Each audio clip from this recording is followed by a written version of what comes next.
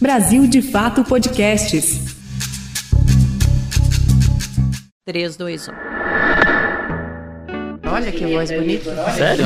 Nossa, velho. Aqui é o Igor Carvalho. Que feio, preguiça de editar. Corta, bota uma pergunta no meio. É esse povo que não veio do rádio, né, Lua? Tô zoando. Não vai me dar tchau? Muito obrigada por estar aqui conosco. Até a próxima.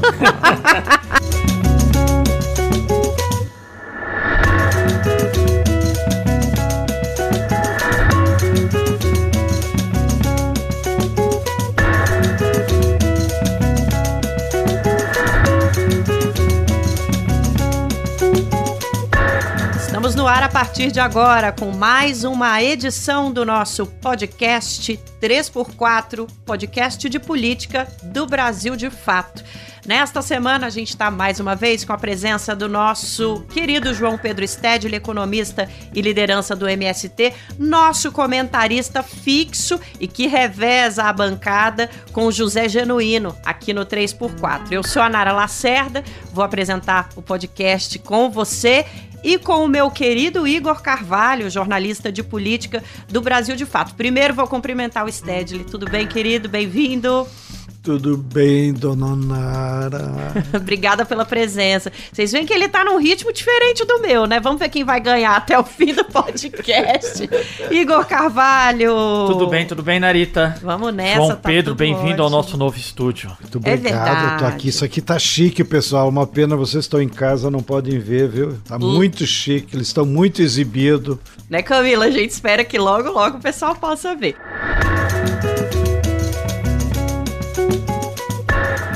Vamos para o nosso tema da semana, então. A gente vai falar nesta semana aqui no podcast, e aliás não podia ser diferente, sobre segurança pública, que é um dos pontos de atenção do governo federal, não só desde que o presidente Lula assumiu, mas é um problema histórico, estrutural do nosso país. E a gente está tendo algumas crises em algumas regiões do nosso país em relação a esse tema. É sobre isso que a gente vai falar aqui hoje, porque esse tema passou a causar mais preocupação depois de uma escalada de violência que está sendo observada na Bahia, no Rio de Janeiro, em certa medida também no estado de São Paulo.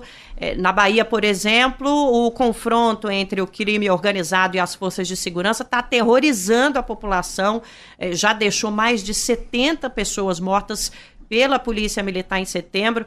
No Rio de Janeiro, o estado está sendo palco de uma onda de violência promovida por milícias em represália à morte de um líder de um grupo criminoso, e o estado está vivendo uma das maiores crises de segurança da história, o que, olha, para o Rio de Janeiro a gente falar uma frase dessa não é pouco, viu, gente? Aqui em São Paulo, recentemente, a gente teve a Operação Escudo do governo estadual, que deixou mais de 30 vítimas em resposta à morte de um policial no litoral paulista. São todos temas que a gente vai trazer hoje ao nosso podcast, e o Igor agora vai apresentar quem está com a gente para falar sobre tudo isso. Ora, Nara, está aqui com a gente hoje a socióloga Maria Isabel Couto, que é diretora do Instituto Fogo Cruzado. Seja muito bem-vinda, Maria Isabel, tudo bem? Tudo bom, muito obrigada pelo convite, agradeço ao Igor, a Nana, ao João Pedro, é um prazer estar aqui falando desse tema tão difícil. Prazer é nosso, muito obrigado, viu? Maria Isabel, eu queria começar, a Nara trouxe aí no preâmbulo dela as recentes crises no estado da Bahia, no Rio de Janeiro e em São Paulo. O que, para além das vítimas que, via de regra, são vítimas que moram em comunidades pobres, negros, população jovem, que une essas crises? Por que a gente está vendo essas crises nesses 3 estados? São fatos isolados ou há uma crise nacional? Eu acho que o simples fato de estar vendo cenas muito parecidas em São Paulo, no Rio e na Bahia, mostra que não são fatos isolados. O que a crise na segurança pública do Rio e da Bahia, principalmente, mas também de São Paulo, tem em comum é um modelo de segurança pública falido por trás. Um modelo de segurança pública que preza o confronto, que não preza ações de inteligência, ações de investigação, que não é baseado em evidências e, por isso, há mais de 3 décadas, tem gerado os mesmos resultados. episódios de crise na segurança pública, né, de eclosão de conflitos em vários estados, seguidos por momentos em que a segurança pública parece que dá uma trégua, mas é muito importante dizer que nunca há uma trégua. Há níveis elevados de insegurança pública, com momentos de explosão de violência. Isso a gente vê no Brasil, agora a gente está vendo no Rio de Janeiro e na Bahia, mas é muito importante dizer que nos últimos anos a gente já viu isso no Rio Grande do Norte, a gente já viu isso no Amazonas, a gente já viu isso em Roraima. Muda o Estado. O que não muda, infelizmente, é a política pública e são essas cenas de violência que aterrorizam a população. Não tem como não identificar o componente estrutural da desigualdade aqui no Brasil, nessa questão da violência. Maria Isabel, a partir de agora a gente vai seguir o nosso podcast falando um pouco sobre a situação em cada um dos 3 estados que a gente cita, mas tentando trazer para esse nosso componente macro, né, que é o nosso componente nacional. Então, falando um pouquinho do Rio de Janeiro, o que a gente tem ouvido lá do governador do estado, né, o Cláudio Castro, é uma promessa de mais policiamento, endurecimento de pena, inteligência e até sinalizações de que seria desejável intervenção federal, medidas que representam nenhuma novidade para combater esse problema que é estrutural. Como é que você vê, Maria Isabel, a possibilidade de intervenção federal para essas situações, para combater, por exemplo, milícia? Teria uma alternativa que funcionasse mais? Uma coisa que a gente sempre fala no Instituto Fogo Cruzado, a gente chama muito atenção, é que no Brasil, desde a redemocratização, a maior parte das temáticas públicas, das pautas públicas, passaram por processos de democratização, né? Então, a gente teve um processo de democratização da gestão da educação, da gestão da saúde, da gestão da assistência social. Isso fez com que a gente, de fato, gerisse essas pautas, esses temas, como gestão pública, com evidências, com políticas baseadas em evidências. Infelizmente, quando a gente fala de segurança pública, isso não é o que a gente vê. A segurança pública não foi democratizada no Brasil. A gente não tem uma gestão pública, de fato, uma gestão no sentido de um Estado administrativo moderno. Uhum. A gente passou há pouco tempo a lei do Sistema Único de Segurança Pública, a gente sabe que é intenção do atual governo federal conseguir implantar esse sistema, mas ainda falta muita regulação. E ainda falta, sobretudo, fazer política baseada em evidências. A gente não avalia as políticas de segurança. É como se a gente não soubesse o que a gente está fazendo. A gente faz política de segurança pública com base em instinto e no grito. Esse decreto estabelece a criação de uma operação integrada de combate ao crime organizado e, por isso, eu estou fazendo esse decreto de GLO especificamente para o Porto do Rio de Janeiro, para o Porto de Santos, para o Porto de Itaguaí, Aeroporto do Galeão, Rio de Janeiro e Aeroporto de Guarulhos, São Paulo. A atuação das Forças Armadas nos portos e aeroportos mencionados ocorrerá em articulação com a Polícia Federal. O Exército e a Aeronáutica fortalecerão imediatamente as ações relativas à faixa de fronteira do Brasil. E aí, é muito importante falar o que a gente sabe sobre as intervenções federais no Rio de Janeiro. Porque é muito importante a gente dizer que essa medida de intervenção federal no Rio de Janeiro, ela não é nova. Pelo menos desde a ECO 92, a gente vê sucessivas ações de envio de Força Nacional, de determinação de GLO. A gente teve a ocupação da Maré já em 2014, mais de 600 milhões de reais investidos na Maré para mudar o quê, eu te pergunto? A gente teve uma intervenção federal no Rio de Janeiro em 2018, e aí, falando em política pública baseada em evidência, eu consigo te falar sobre as evidências do fogo cruzado. O que aconteceu em 2018 a partir da intervenção federal?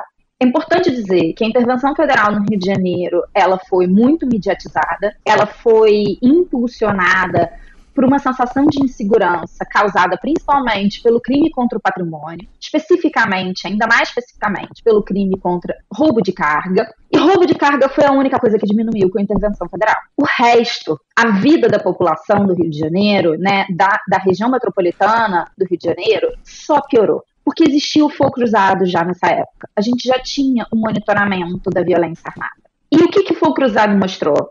Que no início da intervenção, a gente tinha ali entre 10 e 12 tiroteios mapeados na região metropolitana do Rio de Janeiro por dia. Em agosto, 6 meses depois de decretada a intervenção, a gente chegou a 32. Ou seja, para reduzir o roubo de carga, a própria política de segurança pública produzia cada vez mais tiroteios pelas ruas e as escolas eram fechadas, as pessoas não conseguiam chegar no trabalho porque o transporte era interrompido. Quantas vezes a Supervia, né, a rede de trens do Rio de Janeiro parou? Quantos ônibus não conseguiam atravessar a Avenida Brasil? Quantos postos de saúde fecharam? Aí você imagina, 2 anos para marcar uma consulta com um ortopedista no SUS e você não consegue ir para consulta porque o tiroteio está acontecendo. Nesta manhã, cerca de 20 escolas municipais da região oeste do Rio de Janeiro tiveram um funcionamento afetado. Trabalhadores enfrentaram ônibus lotados. O corredor transoeste do BRT funciona com intervalos irregulares. Nos trens, o ramal Santa Cruz não operou com viagens expressas no período da manhã. A energia elétrica na região de Santa Cruz segue com serviço prejudicado. Tudo resultado da ação criminosa da maior milícia do estado. Então, o que a gente pode dizer é que o histórico de intervenções federais, o que eles produzem? Mais do mesmo. Mais policiamento ostensivo, mais patrulhamento nas ruas, mais gente baleada, mais gente sem conseguir acessar serviços, porque o Rio de Janeiro fica sitiado por tiroteios. Maria Isabel, posso te fazer uma pergunta de quem tem interesse no tema, mas obviamente não o estudou? Você falou que o que diminuiu foi o roubo de carga. Pode ser porque é mais fácil para uma intervenção federal controlar os acessos das rodovias federais, das estradas, mas que eles desconhecem em absoluto a dinâmica das cidades, como elas se organizam, como o crime se move por dentro da cidade, então acaba virando uma zona de confronto aberto, já que não tem essa inteligência? É possível. Uma intervenção federal, ela não garante conhecimento sobre a cidade, né? E aí a intervenção federal no Rio de Janeiro, né, em 2018, ela teve um caráter muito específico, ela foi muito militarizada e você não combate crime organizado necessariamente com forças armadas. Acho que a principal questão aqui é que você não combate crime organizado com força. A força gera mais violência. É óbvio que você precisa ter ações de emprego de força. Não sou maluca de dizer que você nunca vai precisar fazer uma operação. Mas a questão é muito necessário trabalhar com inteligência. O que acontece em áreas altamente densas e povoadas, como é a cidade do Rio de Janeiro, a região metropolitana do Rio de Janeiro, e mais especificamente as favelas do Rio de Janeiro? Se é o único remédio que você tem para o crime organizado é fazer operações policiais com armas altamente letais, armas de guerra, em lugares altamente povoados, para prender, e aqui eu estou sendo bastante condescendente com o que as polícias estão fazendo, porque o que a gente vê é que muitas vezes o objetivo não parece ser prender, o objetivo parece ser matar lideranças locais do tráfico. Onde isso leva? Isso leva a milhares de pessoas aterrorizadas e você tem a morte ou a prisão de um ou outro criminoso que vai ser prontamente substituído por outro. Sim. Porque a engrenagem econômica do crime organizado não morre junto com uma ou outra liderança, ou um ou outro soldado, ou um ou outro olheiro do tráfico de drogas ou da milícia. Existe uma engrenagem econômica em torno do que são mercados. Você não combate mercado matando ou prendendo essas pessoas. Você combate mercado desarticulando as redes de lavagem de dinheiro que vão fazer com que as pessoas que realmente estão lucrando com essa situação continuem ricas e milionárias fora desses lugares.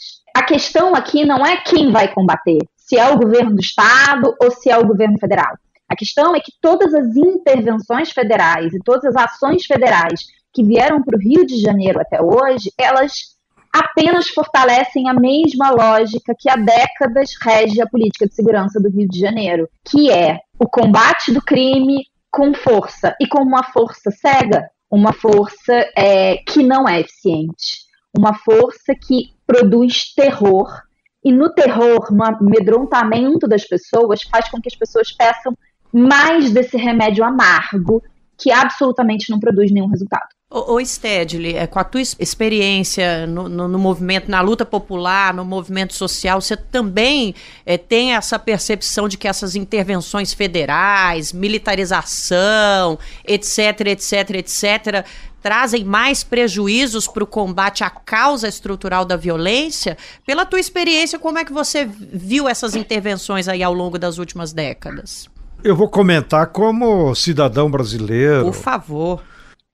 Privilegiado que sou, porque estudei, porque acompanho os movimentos populares. Mas a Maria Isabel nos escreveu aí as mazelas de como o problema não se resolve. E eu acho que nós deveríamos analisar em duas óticas. Uma é a repressão ao crime, que, como ela disse, completamente falido. E a outra é as causas estruturais que criam o ambiente propício a essa situação. E nas causas estruturais, e tudo que eu tenho lido, eu queria citar 3 aspectos fundamentais. O primeiro, o desemprego. Uma sociedade com pleno emprego diminui muito o nível de criminalidade de qualquer aspecto. O segundo é a desigualdade social. O Brasil, junto com a África do Sul, são as 2 sociedades mais desiguais do mundo. E não é por nada que as 2 são também de maior índice de criminalidade. Entre pobres, polícia matando pobre, etc. e tal. E o terceiro aspecto é a falta de alternativa para a juventude. Então, a juventude que está no centro, ou está no meio do tiroteio, é ela que paga o pato. Então, nós temos as estatísticas aí, tem 40% da nossa juventude, e na periferia deve ser maior, que não tem oportunidade de estudar e nem tem oportunidade de trabalhar. E aqui eu quero chamar alguns exemplos ilustrativos de como combater as causas na estrutura econômica e social da sociedade. É a única forma de você ir diminuindo o índice de criminalidade.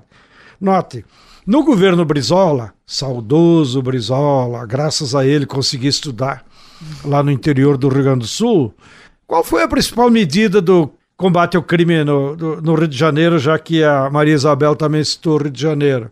O que o Brizola fez foi CIEPs. Então ele criou oportunidade para, na periferia, as crianças, adolescentes e jovens ficar 8 horas por dia estudando, e tendo comida, e tendo exercício físico, e tendo alternativa. Foram os CIEPs que se antecipou à criminalidade. Então vou citar um exemplo nosso do Brasil.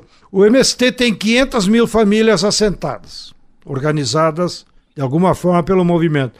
Multiplica por 6 pessoas, dá 3 milhões de pessoas. O índice de homicídios e de violência nos assentamentos é praticamente zero. Porque todo mundo tem terra, todo mundo tem trabalho, todas as crianças e jovens vão estudar. Qual é o motivo para cometer algum crime? Só se vier de fora do assentamento, como eu disse antes, que às vezes alguma... Então, note, se você toma medidas para combater a desigualdade social, o índice de criminalidade baixa. Câmbio, dona Nara! Agora tem uma medida que está sendo aventada, acho que dá para usar esse verbo, não sei se usei errado por aí, mas é que eu gostaria muito que a Maria Isabel comentasse, acho que o Stedley vai querer comentar também, que seria a recriação de um Ministério da Segurança Pública. Maria Isabel, entra nessa mesma lista de enxugar gelo e não chegar na parte estrutural, ou a gente pode se beneficiar como nação da recriação do ministério desse? Olha, é difícil, porque a gente precisaria de uma bola de cristal para saber. A questão não é a criação ou não de um ministério. Sim. A questão é qual é o projeto.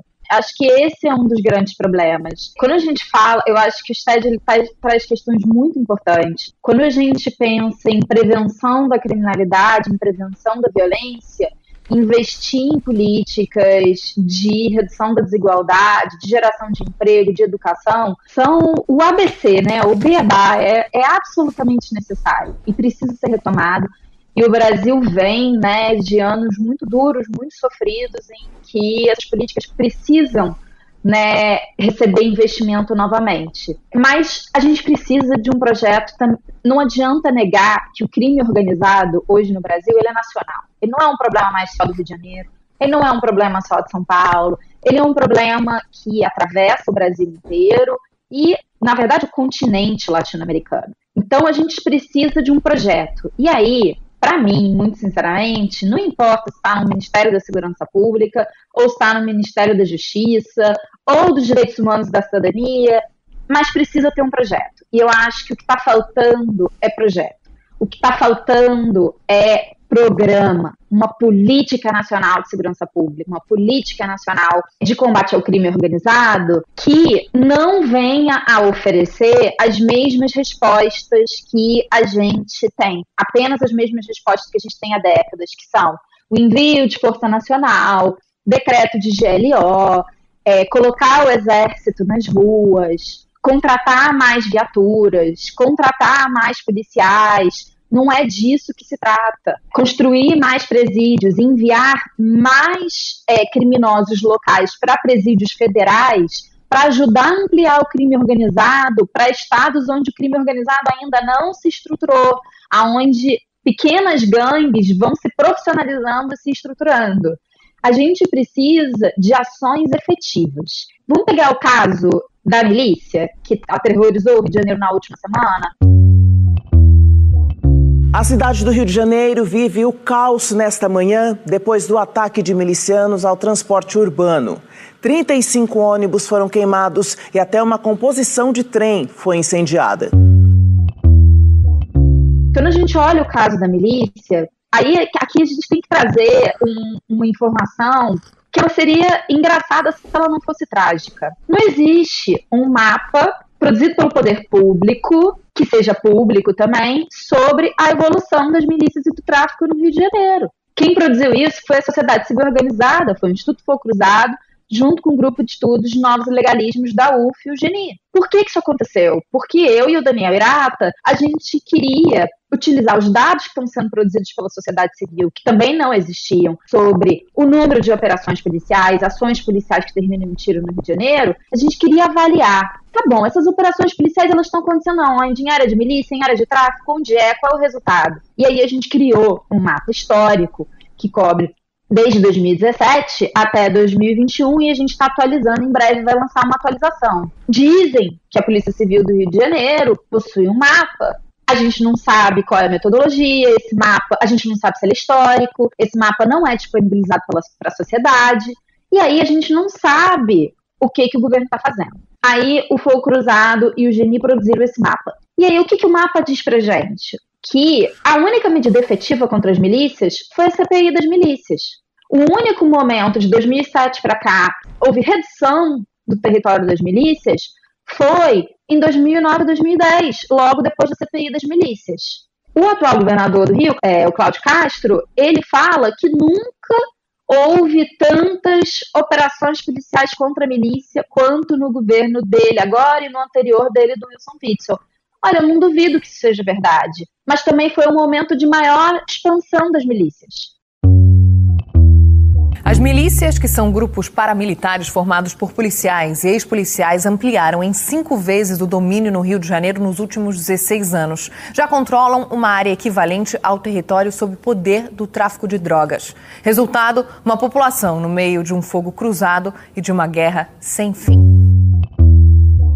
Ou seja, operação policial não ajuda a combater milícia, porque você mata um miliciano, é isso que eles estão fazendo, ou prende um miliciano, é raro, mas acontece, e outro é colocado no lugar. Enquanto isso, a força estrutural das milícias, que é a força política, a força policial, a força por dentro do sistema de serviços públicos, continua potente, permitindo que outras milícias continuem no lugar. A gente precisa de um plano de segurança pública que desarticule essas redes. E aí, o governo federal precisa sim assumir o seu papel, porque hoje essa articulação é nacional. Basta dizer que um miliciano muito importante aqui do Rio de Janeiro foi morto na Bahia. O governo federal precisa pensar em como desarticular isso, e não vai desarticular isso com operação policial. Claro. Realmente. João Pedro, o noticiário pegou pesado na questão da segurança pública e acabou que as sequentes guerras eclipsaram esse assunto. Então o governo não ficou tão no olho do furacão, como poderia ter ficado. Como que você viu o envolvimento do governo federal nessa crise da segurança pública? Eu vou na linha da Maria Isabel. Eu só estou dando palpite aqui como militante. Na verdade, nós deveríamos ter um plano nacional de segurança pública em que todos os atores da sociedade participem. Não adianta chamar o ministro, nem o presidente. Você enxerga essa disposição do governo federal de fazer um esforço tremendo como esse? Isso vamos perguntar depois para Maria Isabel, né? O que eu acho é que, para o plano, nós deveríamos ter um plano que abrangesse várias áreas, que aqui nós estamos comentando e que eu sinto na vida normal. Por exemplo, sistema prisional.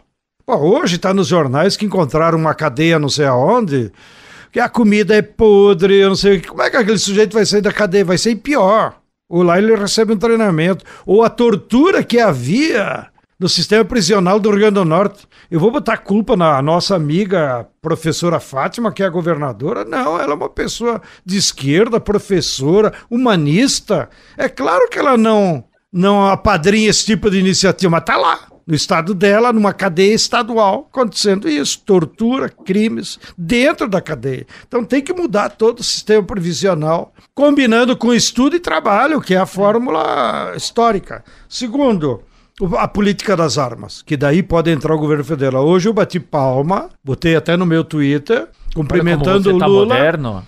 Eu tô moderno. Porque o Lula baixou um decreto ontem, aumentando o imposto sobre armas em 55%. Claro que o ideal é proibir o comércio de armas de uso individual. Mas tem que ter uma política para armas, não pode ficar assim, porque senão briga de trânsito vira homicídio. Terceiro é o treinamento dos policiais, de quem atua na repressão ao crime. Não adianta dar um tiro num jovem negro, não vai resolver nenhum problema.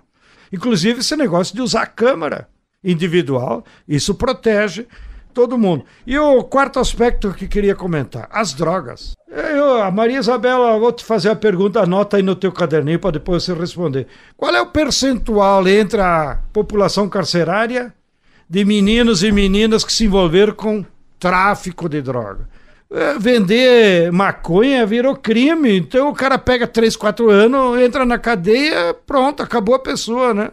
Nunca mais vai conseguir emprego, não vai conseguir entrar na escola. Então tem que ter uma outra política para as drogas, seja as ilícitas, as mais perigosas como o crack e a heroína, seja as lícitas como a Coca-Cola e o cigarro, que também devemos combater. A gente vai... Que bom que você trouxe alguns assuntos aí, como a questão das câmeras, do desarmamento, porque vão ser tema aqui. Mas antes da gente dar continuidade para a nossa conversa, eu quero chamar a atenção das nossas ouvintes e dos nossos ouvintes para a campanha de financiamento do Brasil de Fato. Se você gosta do conteúdo que a gente traz para você aqui no podcast 3x4 e de tudo que está lá no nosso brasildefato.com.br, então ajude a comunicação popular a continuar existindo. Vai lá no apoia.se/Brasil de Fato e apoia a comunicação popular. Vamos voltar a falar de violência, Igor, trazer um pouquinho aqui para São Paulo. Fala as perguntas para Maria Isabel. Vamos levar. Maria Isabel, você é pago para isso? Maria Isabel, normalmente a gente vê na gestão das secretarias, dos ministérios, uma preocupação que esteja à frente pessoas que produziram conteúdos técnicos, um saber que passe ao largo, normalmente, da ideologia, mas me parece, te ouvindo, que a ideologia ela é dominante na área da segurança pública, né? Mudam as gestões. E aí, nós temos uma situação nesses 3 estados que estamos analisando aqui, que é, em São Paulo, nós temos um arcabouço da segurança pública que foi forjado pelo Tucanato e hoje está entregue aos bolsonaristas. Mas há algo sugêneres que o comando das polícias está à frente da Secretaria de Segurança Pública. No Rio de Janeiro, o comando da Secretaria de Segurança Pública foi indicado por um parlamentar próximo dos milicianos. E na Bahia, há 16 anos, a segurança pública é comandada pelo PT. Ou seja, nós temos espectros muito diferentes da vida política do país. Porém, os resultados são similares. O que, na tua opinião, explica isso? No caso do Rio de Janeiro, a gente não tem mais Secretaria de Segurança Pública desde o início da gestão Witzel. A Secretaria de Segurança Pública foi dissolvida E hoje tem papel de secretário, o comandante da PM e o chefe da Polícia Civil. O buraco é ainda mais embaixo. A decisão do governador do Rio de Janeiro, Wilson Witzel, de extinguir a Secretaria de Segurança Pública já gera consequências no Estado. Com o fim da Corregedoria Geral Unificada, mais de 700 processos contra policiais civis, militares e bombeiros estão parados. E a questão agora é saber qual será o destino de todos esses processos. Mas eu gostei muito da sua pergunta, Igor, porque eu acho que o que a gente está vivendo agora, Rio, Bahia, São Paulo, mostra que... Eu concordo com o Stedley, todos nós temos crenças, né? Mas eu acho que a coisa mais maluca mesmo, quando a gente fala de política de segurança pública, é que não importa se é um governador de esquerda ou de direita ou de centro, se ele é liberal ou se ele é progressista, prevalece a mesma política. Qual é a política, então, de segurança pública que prevalece no Brasil? A política da guerra às drogas.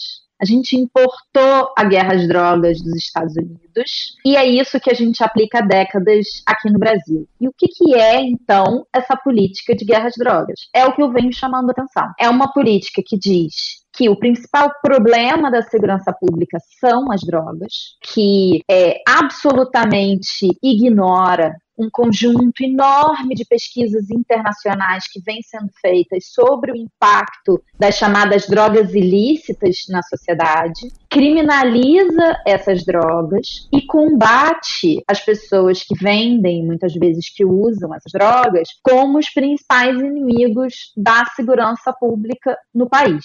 Combate com muita força. E o que a gente viu ao longo dos anos foi uma corrida armamentista. Por quê? O Estado tenta prender ou matar o traficante, outro é colocado no lugar, gera-se uma crise de liderança, esse grupo se reparte, e aí a gente tem uma escalada de violência, porque esse grupo passa a brigar entre si e com o Estado. É diferente do que acontece em São Paulo, onde é o PCC contra o Estado. Aqui no Rio de Janeiro, na maior parte dos estados do país, você tem mais de uma facção de tráfico de drogas, às vezes tem milícia também, como tem no Rio de Janeiro, e no Rio de Janeiro a gente já não tem mais só uma milícia, são múltiplas milícias que também brigam entre si, e a briga com o tráfico é um caos, como vocês podem perceber, vários atores brigando entre si e colocando a população literalmente no fogo cruzado. O interessante notar é que, quando a gente olha para a política de guerra às drogas, eu me atreveria a dizer que ela é quase como uma cortina de fumaça para que a gente não enxergue os principais problemas de segurança pública do país. Porque será que a venda de drogas por si um dos principais problemas de segurança pública do país? E é isso mesmo que a política de segurança pública está combatendo? Recentemente, o IPEC fez um censo de todas as pessoas que foram condenadas por tráfico de drogas no país e mostrou que o perfil do preso por tráfico de drogas no Brasil é um usuário. Uma pessoa que, na condenação, não há verbos que falem vender, comercializar, repassar. Os verbos que determinam a prisão dessas pessoas é usar, portar, ou seja, são usuários. A nossa política de guerra às drogas é uma guerra contra o usuário. É justamente a política que nasceu nos Estados Unidos. A gente já teve estadistas norte-americanos dizendo muito claramente por que surgiu a política de guerra às drogas nos Estados Unidos ali em meados da década de 60 e 70. Porque era preciso combater os Panteras Negras, combater o movimento de direitos civis liderados pelos negros nos Estados Unidos. E também combater o movimento hippie contra o Vietnã. Como não era possível tornar crime ser negro ou ser hippie nos Estados Unidos, o que foi adotado como estratégia? Tornar crime um tipo de comportamento, o uso de uma substância que esses grupos faziam, né? Tanto negros quanto hippies nos Estados Unidos faziam muito uso, a maconha. E aí começa a política de guerra às drogas, como uma política de criminalização de um grupo social, para perseguir esse grupo social. Aqui no Brasil a gente importa isso e governos de esquerda e de direita, liberais ou progressistas, continuam baseados na política de guerra às drogas. Em contrapartida, diversas medidas de segurança pública e políticas de segurança pública que precisam ser tomadas saem de foco. Por exemplo, o Brasil é o país que acumula o maior número de assassinatos em todo o mundo.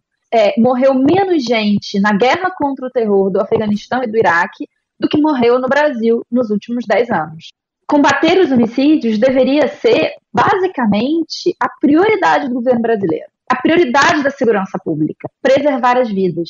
E como que a gente vai fazer isso se a gente sequer sabe por que as pessoas estão morrendo? O governo brasileiro não produz, por exemplo, um indicador nacional de resolução de homicídios. Vocês sabiam disso? Quem produz o dado sobre resolução de homicídios chama-se Instituto Sol da Paz, uma organização da sociedade civil, que, na sua pesquisa mais recente, mostrou que, se eu não me engano, 37% dos homicídios no Brasil são solucionados. No Rio de Janeiro, pasmem, 11% dos homicídios são solucionados. Meu Deus do céu. Se eu não sei quem são os autores e por que eles cometeram os crimes, como que eu crio uma política pública de segurança para combater homicídios, que deveria ser a prioridade do Brasil, se eu não sei quem está matando e por que está matando? A única informação que eu tenho, quando eu tenho, é quem está morrendo.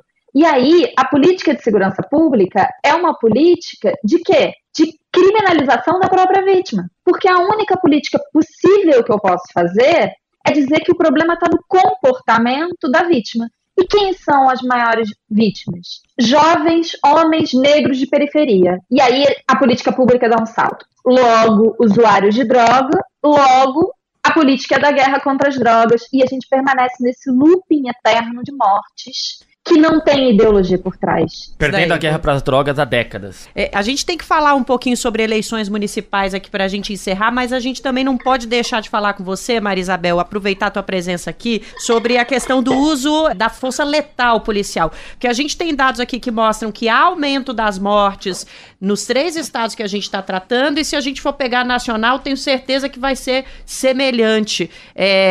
Aqui em São Paulo tem uma polêmica muito grande em relação ao uso de câmeras, por exemplo, para tentar diminuir as mortes causadas por policiais. Esse é um problema nacional. Câmera seria a solução? A câmera por si só não é uma política. Sim. A câmera é uma ferramenta. A gente tem um fetiche da tecnologia agora. Implementei tecnologia, eu vou resolver o problema. Não é bem assim. A tecnologia ela é uma ferramenta. O que está por trás da ferramenta? Para que a gente vai usar a câmera? Como a gente vai usar a câmera? Existe uma política de segurança pública que não apenas o registro da câmera? Eu acho que o caso, né, das chacinas ali da Baixada Santista, ela mostra que a câmera pela câmera não resolve o problema. Eu não quero aqui jogar o bebê fora com a água do banho. Câmera é importante? É. Câmera é uma ferramenta que pode ser muito potente. Agora, precisa de política por trás. E o que eu estou chamando de política por trás? A primeira coisa, alguém tem que ver essas imagens. Quem é que vai ver essas imagens? A gente vai continuar na era do sigilo na segurança pública, na era onde a sociedade civil não tenha o que dizer, não possa dizer nada sobre segurança pública. Só quem vai ter acesso às imagens dessa câmera são as corregedorias das polícias militares e polícias civis, que muitas vezes podem ser muito corporativas e muito lenientes com a violência e a truculência das suas polícias, como a gente vê acontecendo, por exemplo, no Rio de Janeiro, onde há décadas a proporção de mortos, intervenção policial entre os mortos totais do Rio de Janeiro bate 25%, 30%, na Bahia está batendo 20%, mostrando pra gente que não há uma política de controle da letalidade. E aqui a gente não está dizendo que a polícia não pode matar. Infelizmente, faz parte do trabalho da polícia. Pode ser que a polícia mate, mas matar tem que ser exceção, não pode ser a regra. E o que a gente vê é que quando tem impunidade, vai virando regra, vai aumentando. Isso não faz bem para a população e não faz bem para os policiais. Porque se a gente fosse implementar a rigor políticas de avaliação da saúde mental dos policiais, a gente ia ver a maioria dos policiais doentes, provocando inclusive violência dentro das suas próprias famílias, porque estão adoentados, porque não é normal matar ninguém. E ninguém aqui vai defender que o policial quer matar alguém. Existem alguns que querem, é verdade, mas a maioria dos policiais não querem matar ninguém. Só que a estrutura de impunidade vai aumentando a violência e empurrando eles para uma situação que é cruel com eles. Então a gente precisa de câmera, sim, mas a gente precisa ter acesso a essas câmeras. Defensorias públicas, ministérios públicos, organizações da sociedade civil para que a gente possa olhar o que está acontecendo quando tem resultado morte em ação e operação policial. Mas não apenas quando tem resultado morte, porque o resultado morte, ele é o fim mais trágico de um processo de escalada do uso da força, de falta de regulação do uso da força. As câmeras, elas têm que ser avaliadas para saber se os protocolos de uso da força estão funcionando nas polícias. O meu palpite é que não estão, porque quando a gente pega novamente os dados do fogo cruzado, a gente vê situações que são absolutamente absurdas. Para te falar só do Rio de Janeiro e da Bahia, a gente tem, de todos os tiroteios que o fogo cruzado captura no Rio de Janeiro e na Bahia, mais de 40% dos mortos em ações e operações policiais. O que isso está dizendo para a gente? Está dizendo que a força está desmedida, que as ações policiais elas se tornaram um motor da violência. Os protocolos têm que ser revistos, as câmeras podem ajudar, mas se elas forem parte de um processo maior, em que haja escrutínio da sociedade civil e que haja uma verdadeira força-tarefa para rever os protocolos de atuação das polícias, acabando de vez com essa guerra às drogas. João Pedro, o estado de São Paulo, governado por Tarcísio de Freitas, teve um aumento nesse terceiro trimestre de 86% nas mortes cometidas por policiais militares em relação ao mesmo período do ano passado. Mas na capital paulista, onde há uma aliança já para o ano que vem entre Ricardo Nunes e Tarcísio de Freitas, esse aumento foi de 117%. E é bom lembrar, quem está nos escutando, que há um crime a céu aberto cometido há pelo menos quase 2 décadas aqui em São Paulo, que é ali a região da Cracolândia, onde há historicamente uma aliança do Estado com o município ali na gestão daquele espaço. Você acha que a violência urbana, que a segurança pública serão temas no ano que vem? E mais, os pais desse problema, como por exemplo o governador Tarcísio Freitas, eles vão participar desse debate? É porque tem eleição municipal, hein? Eu acho que as eleições municipais do ano que vem, não só em São Paulo, mas em todo o Brasil, elas vão ser uma eleição atípica. Nós deixaremos de discutir problemas de buraco de calçada, de IPTU, para ser um debate mais político, de projeto de país, e sobretudo porque a gente percebe pelas redes sociais, inclusive, que a extrema-direita, viu, dona Nara, nós nos movimentos populares paramos de chamar bolsonarismo. Bolsonarismo não existe como ideologia, existe o fascismo, assim como na nossa sociedade há uma extrema-direita que sempre teve, 10, 15% da população, historicamente. Então, a extrema-direita, eu acho que ela vai tentar disputar os espaços públicos das prefeituras com muito mais gana. E, portanto, o debate político em torno das prefeituras vai ser muito importante, vai ser uma luta de classes, para usar um jargão. E, evidentemente, que nessa luta de classes virão temas que é parte dos dilemas da sociedade. O tema do desemprego, o tema da violência. Aqui em São Paulo, evidentemente, a Cracolândia, mais que a Cracolândia, os moradores de rua, são 67 mil, segundo o cadastro da prefeitura. Então eu acho que vai ser um bom momento para haver um debate na sociedade, para que as pessoas se conscientizem. Nós não vamos estar escolhendo o prefeito, nós vamos estar escolhendo projetos de política pública a partir das prefeituras. Ô Maria Isabel, para as nossas considerações finais, essas eleições municipais do ano que vem são uma oportunidade da gente mudar esse debate e mudar essas ações? Ou quando você lida muito com um tema como é o seu caso, vem uma certa desesperança nas políticas em geral para conter essa violência histórica e estrutural? Posso colocar uma vírgula aqui? Duas. Nara?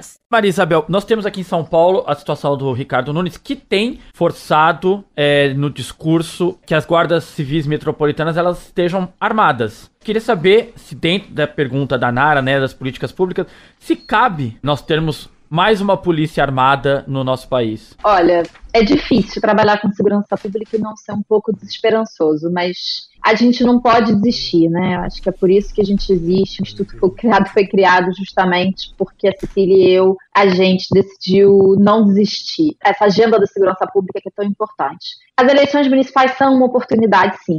Elas têm um risco, elas têm uma oportunidade. O risco tem a ver com o que o Igor está chamando a atenção. né? Eu passei quase o programa todo falando da importância do governo federal, né? Que o governo federal tem que fazer alguma coisa. Mas, na verdade, a gente precisa recriar um pacto federativo de segurança pública. Porque cada ente federativo tem o seu papel. E as prefeituras são, sim, essenciais para pensar em virar esse jogo. Agora, se a resposta dos governos municipais é armar a guarda municipal, a gente volta para o mais do mesmo. Na verdade, é pior do que mais do mesmo. É colocar gasolina na fogueira. É mais um policial estressado e armado na ponta para fazer vítimas colaterais, mas isso não significa que os prefeitos não tenham o seu papel. Quando a gente fala de política de prevenção social da violência, o papel é todo dos prefeitos, quase todo dos prefeitos. Os prefeitos, eles tendem a jogar para frente, falar esse problema é segurança pública do governador, ou então jogar para a galera e falar que vai armar a guarda municipal. Ambos os caminhos, na minha opinião, e na opinião da maior parte dos especialistas, são errados. O caminho é assumir que existe um problema e que existem inúmeras políticas de redução de danos, de violência armada, que as prefeituras podem atuar. O que eu gostaria de ver nas próximas eleições são os políticos assumindo que existem políticas de educação, de assistência social, de saúde, de transporte, de emprego, de habitação e de controle de serviços que podem trazer impactos positivos para desarticular as redes do crime organizado. E aí, por fim, queria dizer, não existe política pública sem evidência. O ente federativo que está mais perto do contato com a população, que é mais capaz de produzir dados e informações, são justamente as prefeituras. Então, eu gostaria de ver os prefeitos, por exemplo, dizerem que eles vão criar centros de inteligência e informação dentro das suas prefeituras. E que se os estados não estão fazendo a sua parte, e se os ministérios públicos, os tribunais de justiça não estão fazendo a sua parte de transformar em dados a experiência de insegurança pública, eles podem fazer. Porque os assistentes sociais, por exemplo, podem gerar muitas informações sobre as vítimas de violência que ajudariam a gente a pensar justamente nas políticas para proteger essas vítimas.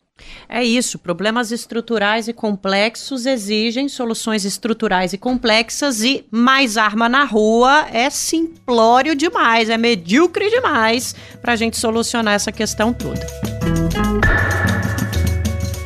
Bom, a gente vai passar agora, vamos encerrar o nosso debate aqui no 3x4 para falar um pouquinho sobre cultura. Tá na hora das nossas dicas culturais, vamos começar pela nossa convidada. Maria Isabel, o que você trouxe pra gente hoje, para dar de dica para as pessoas que estão nos ouvindo? Olha, para continuar no tema podcast, eu trouxe 2 podcasts que a gente ajudou, a equipe do Fogo Cruzado ajudou a trabalhar e ficaram muito legais. O primeiro é o da Rádio Escafandro, que tratou sobre expansão do armamento civil, política do governo Bolsonaro, e trata sobre os efeitos que a gente ainda vai sentir durante muito tempo. São 2 episódios com o nome Bang Bang Brasileira. Se eu não me engano, são os episódios 84 e 85. Ficou muito legal, vale muito a pena ouvir. E agora, recentemente, no dia 26 de outubro, saiu um episódio da Rádio Novelo Apresenta. Ele foi conduzido pela Tailane Muniz, jornalista e coordenadora do Fogo Cruzado na Bahia. Ela conta uma história que é muito triste, mas que desenha assim, de forma explícita por que a gente precisa, com urgência, enfrentar o problema da violência policial no Brasil. Vale a pena conferir. João Pedro Stedley, nosso comentarista da semana, a sua dica cultural para os nossos ouvintes e para as nossas ouvintes. Eu tinha me preparado para uma dica mais suave, mais amena, mas em função do debate tão rico e de um problema tão grave, eu me lembrei de um livro já antigo, Rota 66, do nosso querido Caco Barcelos, editora Record. Vão lá, vocês vão ficar impressionados com o submundo das polícias que atuam na repressão ao crime. Grande abraço, dona Nara. Do Igor eu nem falo, porque o São Paulo tá aí, né? Vai, não vai, vai, não vai. Montou uma parceria com o Corinthians. Estamos juntos, camarada. Mas para estarmos juntos, vocês precisam ganhar um título esse ano, João Pedro. Ô, Maria Isabel, os afetos deles aqui são determinados por feminino, futebol, Libertadores, viu? Meu filho, Libertadores ele tá falando do feminino. Viu, Nara? Me ajuda aí. Tô ajudando, Viu tô que ajudando. as mulheres são invisíveis para essa não cabeça? Não, Igor. Futebol feminino é arte, é lindo demais. Ô, Igor, falar nessa arte maravilhosa que é o futebol feminino, qual é essa dica cultural hoje? Não envolve o futebol feminino. Eu vi um filme na última semana. O João Pedro, que é sabido, ele já conhece a história, mas eu achei muito curiosa a história. Assisti o filme Assassinos da Lua das Flores. E é um filme, vão preparados quem for ver no cinema ou em casa, são 3 horas e 40 de filme. É o filme novo do Martin Scorsese. Eu não gosto da dica muito de indústria cultural americana, João Pedro, mas esse me chamou a atenção porque... italiano, é do nosso tio. Ah, belo. Mas o filme, ele conta a história na década de 20, o povo indígena Osage descobre em suas terras petróleo e fica milionário. E as mulheres dessas famílias começam a casar com homens brancos que chegam ali para trabalhar, e essa miscigenação do interesse do homem branco nas terras dessas mulheres começa a provocar a dizimação do povo Osage.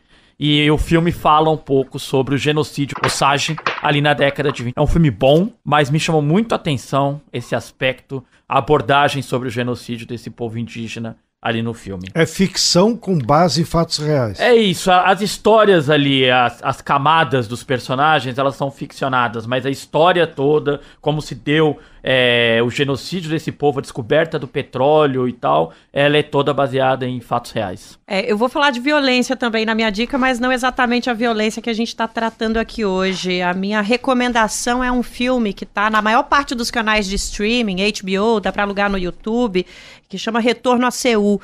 É a história de uma jovem francesa que tem origem em Seul, né? É uma coreana que foi adotada ainda bebê por pais franceses. Não sei se todo mundo que está ouvindo a gente sabe, mas a Coreia do Sul foi palco de muitas adoções nos anos 90, no começo dos anos 2000, nos anos 80, por causa de uma crise econômica causada pelo capital, né? A gente sabe disso. E esse filme é muito interessante porque ele faz a gente refletir um pouquinho sobre como essas decisões das grandes potências, dos grandes governos influenciam as nossas vidas pessoais, a nossa formação, a nossa saúde mental.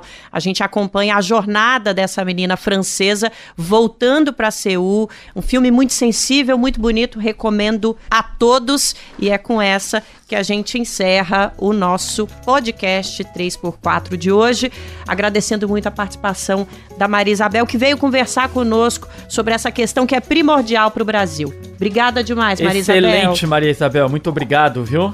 De nada, gente. Prazer foi meu. Valeu, João Pedro Stedley. Não vai me dar tchau? Muito obrigada por estar aqui conosco. Até a próxima. Ele tá silencioso essa semana, né? Ele tá tímido. Igor Carvalho, até semana que vem. Um abraço, Narita. Um abraço, João Pedro. Obrigado, Maria Isabel. E se você tem um recado pra gente aqui no nosso querido podcast 3x4, entra em contato. Nosso e-mail é 3x4@brasildefato.com.br e as redes sociais do Brasil de Fato estão mais que abertas para a sua opinião, para as suas sugestões. Manda uma dica cultural também, hein?